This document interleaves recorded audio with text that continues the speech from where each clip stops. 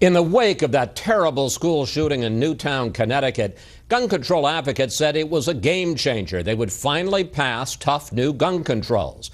But as we reach a milestone, Chief White House correspondent Ed Henry reports how little has changed. 100 days have now passed since President Obama made this vow about gun control at a memorial service for the victims of the Sandy Hook massacre. We can't tolerate this anymore.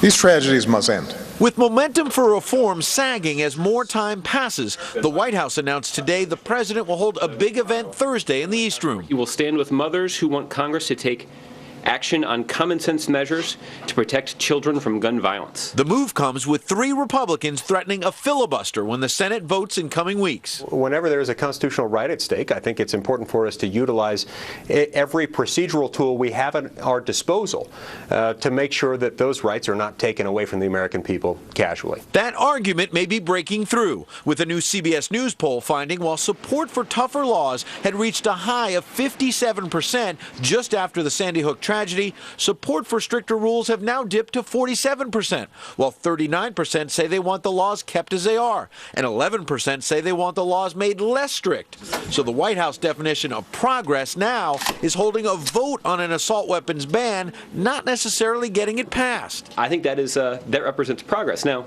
does it mean I can't stand here and guarantee that it's going to pass? A Fox News poll last week found a slim majority of 51% of voters support the ban on assault weapons, while 85% want universal background checks. That's why former Congresswoman Gabby Giffords, wounded in the Tucson tragedy 2 years ago, released a video today showing how easy it was for her husband to get a gun. Took like 5 minutes. Oh, 5 minutes. You know, that's what we got to do is make sure everybody has to get a background check. While that may pass, Vice President Biden signaled today the ban on assault weapons is a far heavier lift. The assault weapons ban and the limitation on the size of magazines.